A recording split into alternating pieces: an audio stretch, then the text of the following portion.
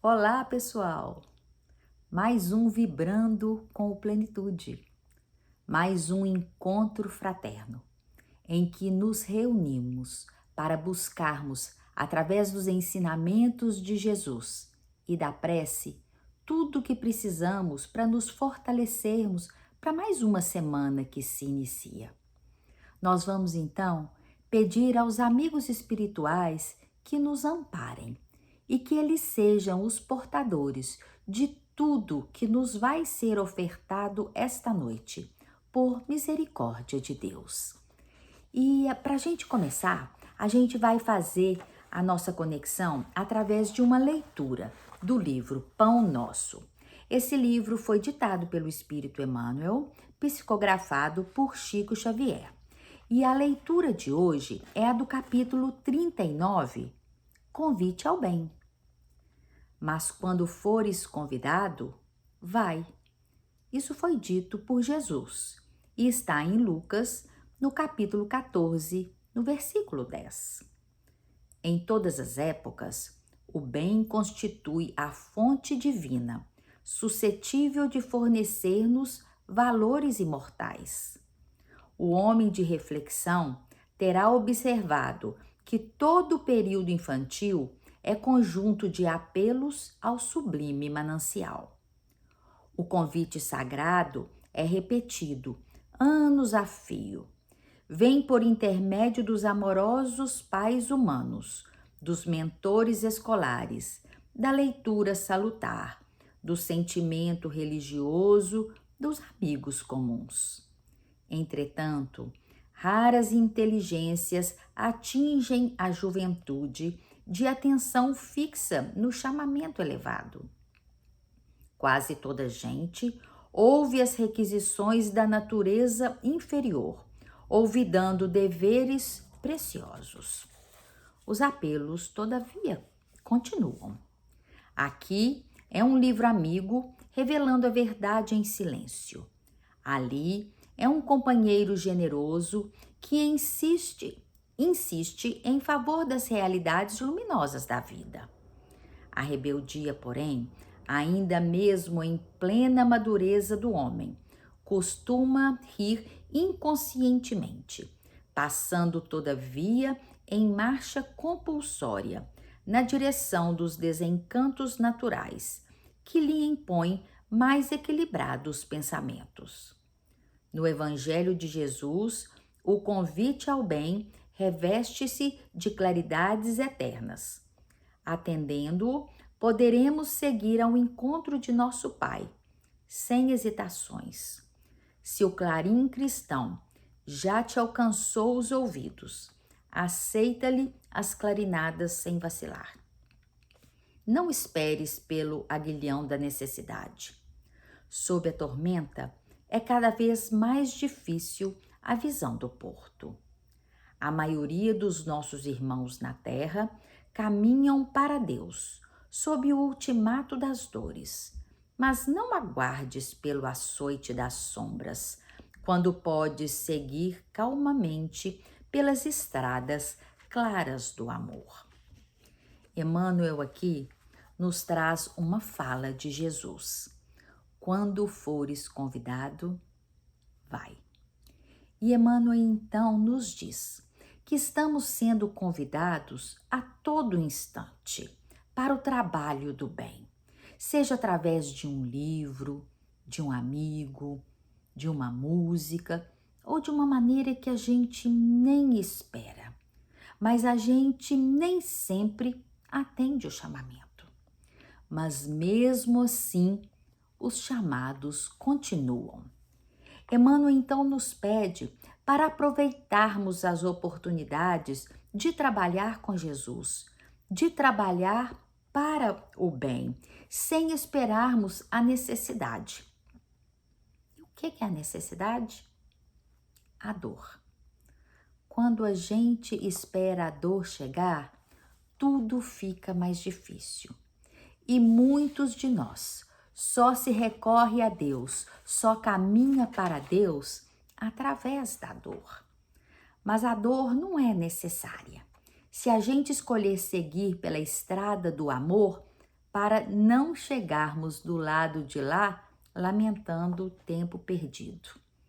Quantas vezes, né, nós ouvimos falar: "Ah, se eu soubesse". Então, para que a gente não tenha que chegar do lado de lá e dizer também: "Ah, se eu soubesse". Vamos prestar atenção. Vamos ver de que maneira estamos sendo convidados, de que maneira estamos sendo chamados. E esse momento em que estamos vivendo? Isso não está sendo um chamamento para meditação, para transformação? O que nós podemos fazer? Para que estamos sendo convidados nesse instante? Fica para nossa reflexão. E nós vamos então passar para o Evangelho segundo o Espiritismo. E a gente hoje vai falar sobre o capítulo 12, Amai os vossos inimigos. Deixa eu pegar meu Evangelho aqui. Pagar o mal com o bem.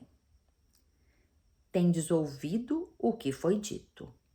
Amarás ao teu próximo e aborrecerás ao teu inimigo. Mas eu vos digo, amai os vossos inimigos, fazei bem ao que vos odeia, e orai pelos que vos perseguem e caluniam, para serdes filhos de vosso Pai que está nos céus, o qual faz nascer o seu sol sobre bons e maus, e vir chuva sobre justos e injustos. Porque, se não amardes senão os que vos amam, que recompensa haveis de ter? Não fazem os publicanos também assim? E se saudares somente os vossos irmãos, que fazeis nisso de especial? Não fazem também assim os gentios?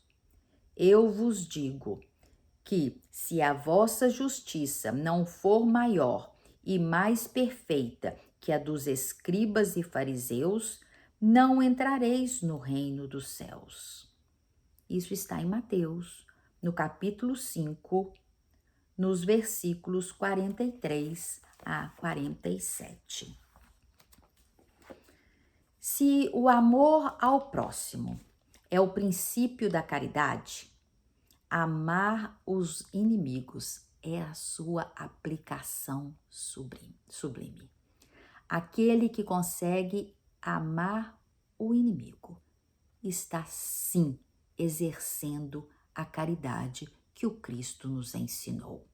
E é uma das maiores vitórias conquistadas sobre o nosso orgulho e o nosso egoísmo.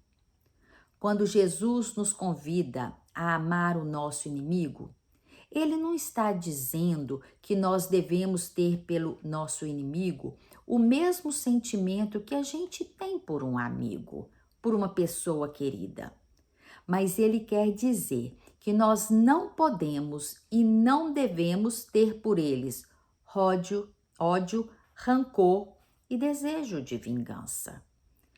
E perdoá-los incondicionalmente pelo mal que nos fizeram. É desejar-lhes o bem ao invés do mal.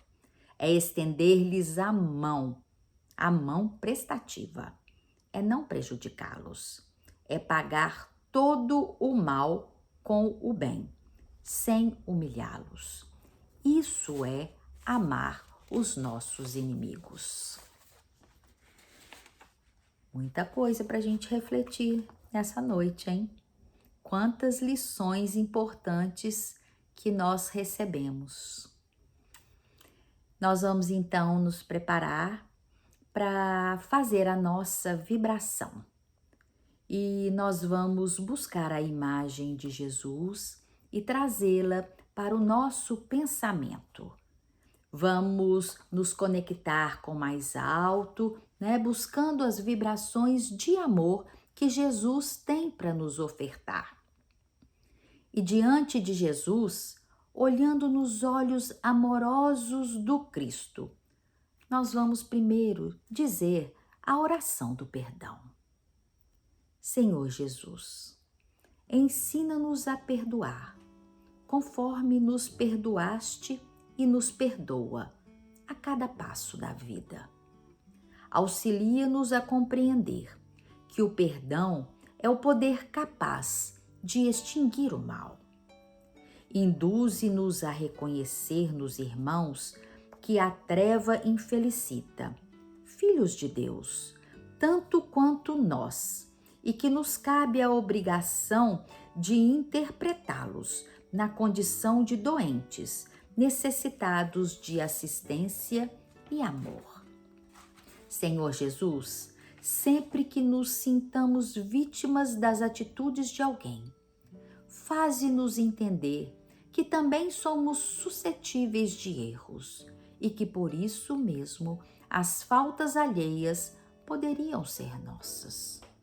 Senhor, sabemos o que seja o perdão das ofensas, mas compadece-te de nós e ensina-nos a praticá-lo. E ainda conversando com Jesus, envolvidos pela luz, paz e serenidade que esse Mestre emana, nós vamos nos entregando. Mestre amado, fortaleça nossos corações. Que tenhamos a sabedoria e a boa vontade para fazer as mudanças que precisam ser feitas dentro de nós, trocando o mal pelo bem, o orgulho pela humildade, a tristeza pela alegria, o rancor pelo perdão. E te pedimos, Jesus, que visite os nossos lares, nos inundando com a tua paz. Que visite os lares daqueles que têm os nomes nos nossos cadernos de vibração, envolvendo-os com a tua luz. Visite os hospitais, as creches, as casas de repouso, aqueles que nem têm a bênção de um lar. Envolva o nosso planeta em luz, mesmo sabendo que o equilíbrio e a harmonia dependem de nós, dos nossos pensamentos, da maneira como agimos. Ilumine as mentes daqueles que nos governam. E a sua luz se faz presente. Luz de amor imenso, luz cristalina que revigora, que tranquiliza, luz que estimula o bom funcionamento do nosso corpo físico e mental, luz que é alegria, luz que é paz, luz que é vida. Abençoe todos nós, Senhor.